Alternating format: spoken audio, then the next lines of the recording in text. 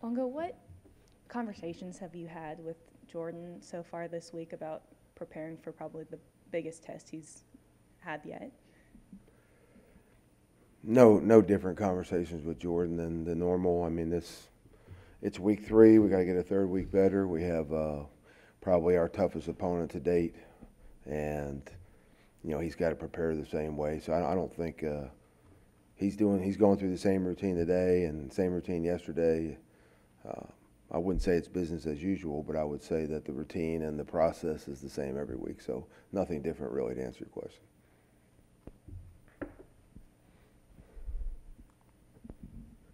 Looks like the receivers have done a good job of making catches and making adjustments, with difficult circumstances. But what different challenge will they face with Alabama's defensive backs as opposed to the ones that you guys have seen so far?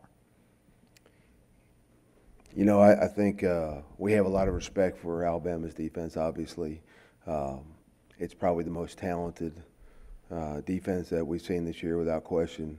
The corners are longer this week than what we've seen the first 2 weeks. They've got great feet and great hips. And, I don't know about making a comparison, but I do know the receivers are very well aware that they have a challenge this week. So you take that into account when you talk about your game plan as a staff.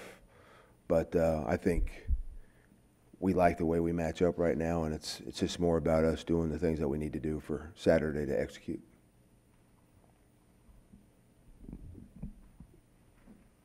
Coach, if you're seeing your defense struggle and your own offense, do you give any thought to let's slow it down, let's run the ball a little bit more to let the defense rest, or let's score as quickly and as possibly as we can? Does that ever come across when you're on offense? It does. I think to beat a good team and to win any week, it's a team deal. And so we talk about our offense, our defense, and our special teams every week.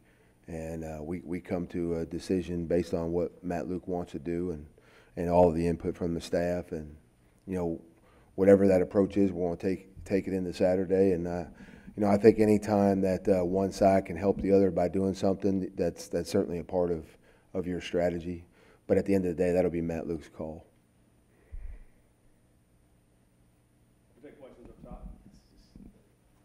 Coach, you've had a unique perspective of being a coach at a high-level FCS program and now in the best conference in the FBS. Do you think there's a kind of a gap narrowing between high-level FCS and FBS, and why do you think that is? A gap talent-wise? Talent, I don't have the numbers to back this up, but it feels like there have been more close calls and upsets the last few years between FCS and FBS than ever. I think there are a lot of good football players in this country, and you got some guys sometimes that don't go FBS, and you might not recruit a 6-foot guy because he's not 6'3" on paper, but he can play football. And the FCS programs that do a good job of recruiting some of those kids sometimes are able to get on the field and compete. But there is definitely a gap between FBS and FCS. And, the other big difference is there's a lot more depth at the FBS level. And so a really, really healthy FCS team sometimes is able to compete. But, right now that's not my issue. Right now my issue is Alabama, and that's what we're preparing for right now. Phil, your left. Your left. My left. Arkansas State had almost 400 yards of offense, but only scored 7 points. Is Alabama different defensively once it gets inside the 20, inside the 10, versus kind of where they are between the 20s? They are, actually. They do a phenomenal job of playing defense anywhere on the field, but they're very good at what they do. They're extremely well coached. They'll be one of the best and most well-coached teams that we see this year. They were last year, and that hasn't changed any. So, when you get down into the red zone, when you get down into that area of the field gets smaller. And against better defenses, that smaller field is a major advantage for the defense. And I think, against some of the better teams they've played, not just Arkansas State, but they've had a lot of success with red zone defense because of the spacing.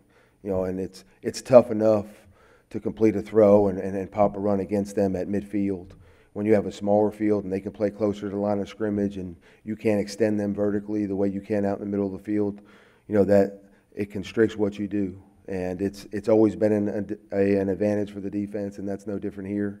It's just a greater advantage when you're as good as Alabama is defensively.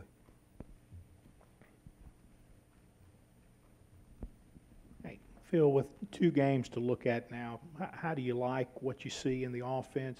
Where would you like to be better? Well, you'd always like to be better at some things. I think, it sounds like rhetoric, but we're just looking at the weak links every week. We're looking at things that we didn't do from an execution standpoint. You like to build on it every week. You don't want to have to go back week 5 and correct something that you think you corrected in week 1. So, it's a constant process. And I think that's a credit to the staff, because I thought last year we got better as every week went on. And, right around, we talked about it before, right around weeks 4 or 5, right around that Auburn game, things started to click because we kept improving on some of the things that we did wrong, and I think we got into a groove in the second half. Now, the advantage this year is we have returning players, we have veterans, we have guys that are already playing instinctively and know the job and have a number of starts under their belt, whereas this time last year that wasn't the case. So we're enjoying the benefits of being in the second year of the system, but it's still that's not a pass. We still have to get better every week. The opposition is going to get better. Whoever we play week 7 is going to be 7 weeks better. And so the focus every day and every week is to make sure we're improving on all the things that we did wrong, in the week prior. And you would think, hey, 76 points, offense is rolling, they're not really doing anything wrong. Well, we are. We've got things up front we need to square away. We've got things at quarterback we need to do better. We have things at receiver and RB and at tight end. I mean, this is a constant process. And we're going to need to be 3 weeks better by the time we get to kick off on Saturday. Coach, you've been able to take the lid off the top of the first 2 games. Tight ends really haven't been involved in the passing game. Do you see that possibly changing this week? Well, I'd like to, but it's hard to say what we're going to be able to do, because until we get there, I don't know what Alabama's going to do defensively. You have an idea. The tight end has been in the game plan the last 2 weeks, but both teams have crowded the box at times and given us some space down the field. They haven't provided space for the tight end really, and Alabama may not. If they do, we'll use them. If they don't, then they'll have a different role in the game. But they are part of the game plan. It's just this offense is not geared towards saying, hey, you know what, we're going to get AJ 10 touches. We're going to get Dawson Knox 5 touches. We're going to get into space in the passing game. We're going to deliver the ball to who's open. And I think as the season goes on, you'll probably see a number of different skill players with big days. In the running game, we're running the space also, but the tight end is a key component in the run game, because typically he's involved with blocking at the point of attack. And when he's not at the point of attack, sometimes it's that 7th player that they're moving to the box. So I would like to answer your question more specifically, but it's just hard until I see what Alabama does. I can tell you this: as soon as somebody does not honor our tight end, he's going to get the football. That I know. That's the way the offense is designed.